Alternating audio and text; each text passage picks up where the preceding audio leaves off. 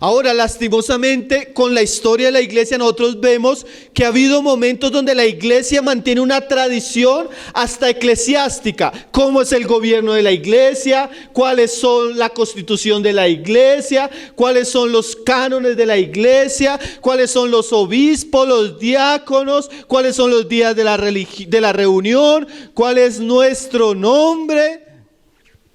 Y usted va a examinar y a veces la iglesia puede estar tan muerta como el edificio donde se reúne. Es el caso del cristianismo en Europa, hermano, en Canadá y en Estados Unidos. Un cristianismo que está ligado a la reforma protestante con más de 400 años, pero que hace años abandonó el Espíritu Santo, abandonó a Jesús y abandonó la verdadera vida que produce el Evangelio. Entonces, hablar de un cuerpo como un organismo vivo es muy importante cuando hablamos de una iglesia local. Terrible, ¿no, hermano? Nosotros podemos llegar a un punto a estar tan organizados, tan institucionalizados, pero también tan muertos. Eso ha sucedido a través de la historia de la iglesia. A.T. Pierson, él dice lo siguiente, comparando esta situación. Él dice, piensa en una gran empresa. Él usa esta figura para que entendamos esta realidad. Y en esa empresa el presidente es el Espíritu Santo. Pero esta empresa desea despedir a su oficial principal. Lentamente se levanta una junta y unos directores y unos vicepresidentes y ellos comienzan a colocar personas que se oponen a los métodos y al espíritu del presidente. Asolapadamente y antagónicamente usan métodos que destruyen los planes del presidente y bloquean su sistema. Donde el director gozaba de cooperación y apoyo, ahora se enfrenta a la inercia e indiferencia hasta que finalmente renuncia debido a la simple incapacidad de llevar a cabo su propósito y trabajo. Eso le ha pasado al Espíritu Santo muchas veces en la historia de la iglesia, hermano. Surgen hombres, surgen ministerios que sin darse cuenta o abiertamente se oponen a la verdad de Dios, se oponen a la palabra de Dios, se oponen al evangelio de Dios, se oponen al Espíritu Santo, se oponen al señorío de Cristo y sin darse cuenta ellos llegan y asumen la presidencia y el Espíritu de Dios se va. Y Cabot, la gloria de Dios se ha marchado.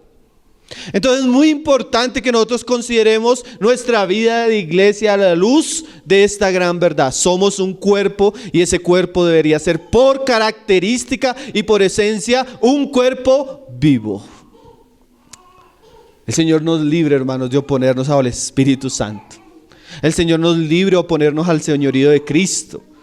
Y el Señor nos libre de abandonar la palabra de Dios que produce vida en medio nuestro. A.W. Tozer, mostrando la realidad de esos hechos en nuestro tiempo, él llegaba a decir: hay muchos lugares donde el Espíritu Santo, donde si el Espíritu Santo literalmente se fuera de la iglesia seguiría andando normalmente. Cantaría las mismas canciones, practicaría el mismo culto y se escucharían las mismas predicaciones, aunque el Espíritu Santo no esté. Y la mayoría de los miembros no se darían cuenta que el Espíritu se fue.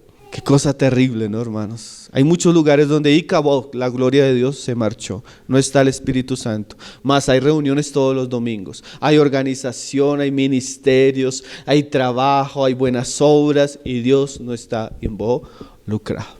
Entonces la figura de la iglesia como un cuerpo, un organismo vivo, resalta la importancia de que por encima de la estructura lo que prime sea lo celestial. De que por encima de la forma lo que nos debe sostener es la realidad espiritual. De que por encima de las técnicas o las prácticas humanas lo que nos debe importar es la operación del Espíritu Santo. Que por encima de los métodos lo que nos debe caracterizar es la pureza del Evangelio. Por encima del profesionalismo lo que nos debe importar es la divina vocación. Por encima del activismo, el gran deber de nosotros es la oración. Por encima de los hombres que Dios levanta, en la gran cabeza del cuerpo es Cristo. Y por encima de los concilios o nuestras decisiones, nuestra máxima autoridad es la palabra de Dios.